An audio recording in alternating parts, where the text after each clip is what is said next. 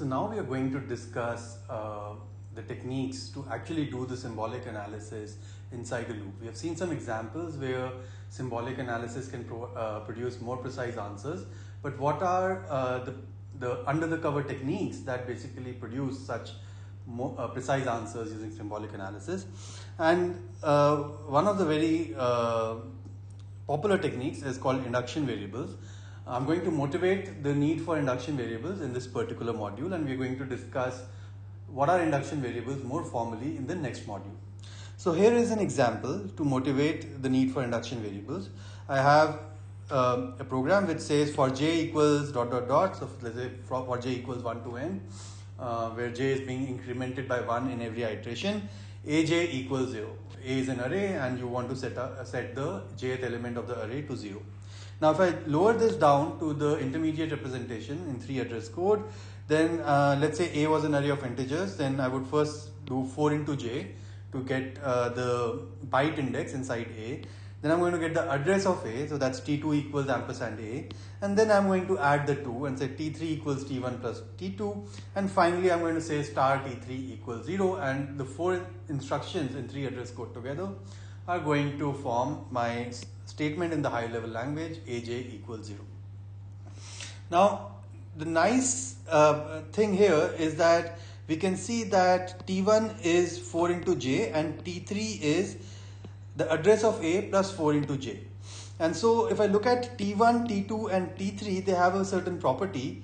t2, for example, is loop invariant. It doesn't really matter what iteration you are in. Irrespective of the iteration, the value stored in t2 would always be the same, which is the address of A. The value in t1 would get incremented by 4 on every iteration because it's 4 into j and j is getting incremented by 1 in every iteration. And similarly, the value in t3 will get incremented by 4 in every iteration because t3 is nothing but the sum of a loop invariant variable, which is t2, and a variable that is getting incremented by 4 on every iteration. So such variables that get incremented by a constant stride on every iteration, I'm going to call them induction variables, and we're going to define that more formally later on. But once I am able to identify these induction variables, I can perform a transformation. And in this case, I can basically do the following. I can say t3 equals ampersand A because it's loop invariant. I can just hoist it at the top of the loop.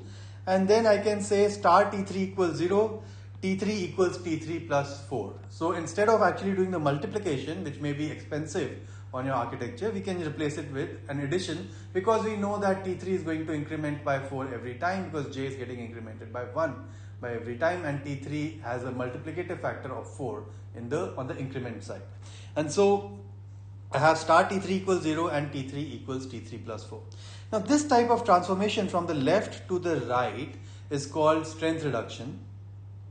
And because it is strength reduction, because you are reducing the strength of the operators from multiplication to addition, hoping that addition is going to be faster on your architecture.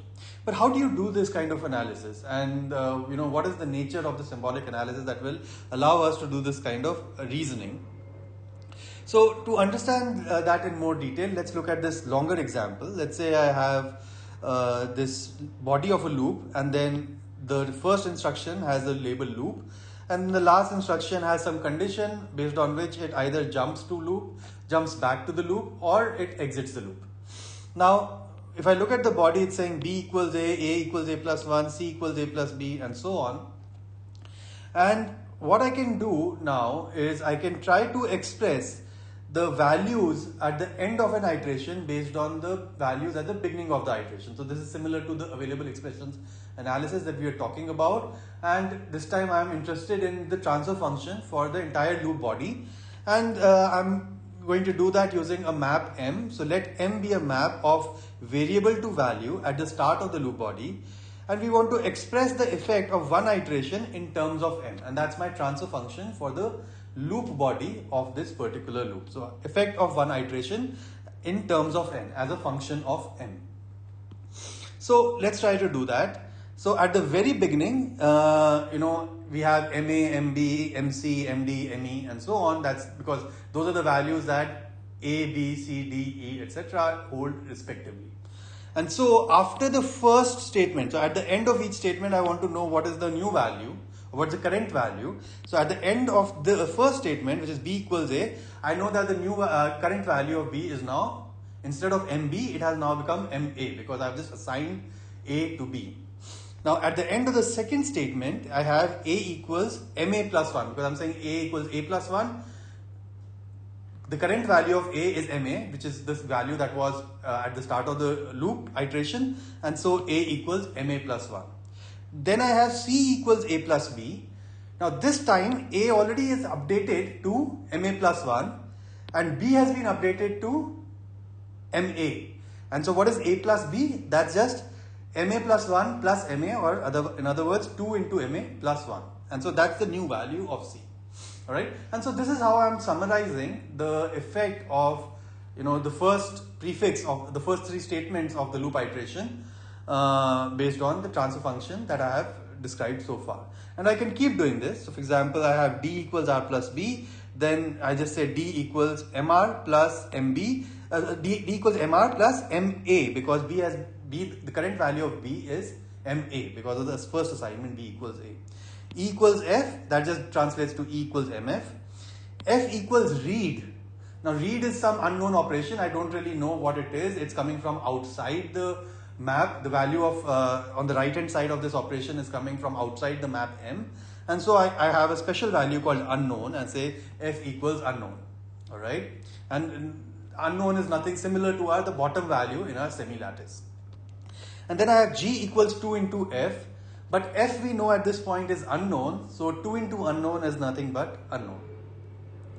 A equals a plus 1, so a was already ma plus 1 and this time I am again adding 1 to it, so it becomes ma plus 2. And finally p equals p plus 1 gives me p equals mp plus 1, and q equals mp plus a becomes me q equals mp plus ma plus 3, because p is mp plus 1 and a is ma plus 2. Alright, so this is the summary of the transfer function at the end of each statement. At the end of the entire iteration, whatever are the values that we get here, so I can now generate a new map m prime for all the variables, and I can express m prime in terms of m based on the analysis that I have done, and that is basically my transfer function for the entire loop, which is specifying the map at the end of the iteration in terms of the map at the beginning of the iteration. So let m prime be a var to val map at the end of an iteration. I would be able to say that m prime r equals mr. Notice that r is not changed. M prime a equals ma plus 2. We already figured that out. M prime p equals mp plus 1. And m prime f is unknown. Alright, so that's what we get at the end of each statement. At the end of I minus 1 iteration, so also notice that I'm only I'm only using 4 variables. I didn't basically create a mapping in m prime for all the variables. I just created a mapping for 4 variables, and that's because only 4 variables are appearing on the right hand side of my transfer function, ma, mr, mf and mp, and so across multiple iterations these are the variables for which I would be really interested in. Now once I am able to identify the transfer function for a single iteration, I would be able to summarize this into the transfer function of multiple iterations, assuming that these transfer functions are either loop invariant. For example, r is loop invariant, so m prime r is nothing but mr, but a is an induction variable in the sense that it's getting incremented by a constant offset on every iteration. How do I know that a is an induction variable? Because if I look at the function for a, m prime a equals ma plus 2. And so it's a constant offset by which a is incrementing on a single iteration. Similarly, m prime p equals mp plus 1. So p is also an induction variable. And then m prime f equals unknown, and so f is not an induction variable. Now once I've been able to identify these relationships, then I can generalize this for I iterations. So right now I just have this for one iteration. M prime is expressed in terms of m for one iteration. I can do the same thing for I iterations. So instead of doing it for I iterations, let's do it for I minus 1 iteration, because we're going to deal with the ith iteration in a more fine-grained manner. So what will happen after I iterations? What do you think? R would remain the same. It doesn't matter because R is not being modified inside the loop. A would be incremented by 2. I minus 1 times. So what would A become? The new A, that is mi minus 1A, would be ma plus 2 into I minus 1. Alright. Similarly, m prime p would be mp plus 1 into I minus 1, and so on. Because if every iteration is incrementing by constant offset, after I minus iterations, I would have incremented by that constant offset multiplied by the number of iterations. So at the end of I minus 1 iterations, I get m prime a equals ma plus 2 into I minus 1, and m prime p equals mp plus 1 into I minus 1. Alright.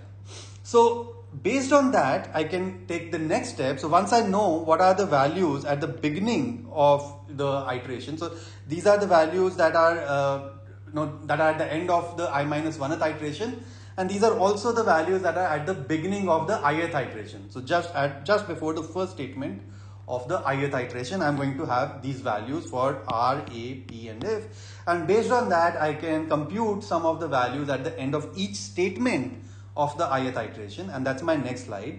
At the end of each statement in the ith iteration, if I want to know what is B, so I look at what is MA. MA is MA plus 2 into I minus 1, and so B equals A, so that just becomes B equals MA plus 2 into I minus 1. Now the second statement is A equals A plus 1, so A equals MA plus 2 into I minus 1 plus 1.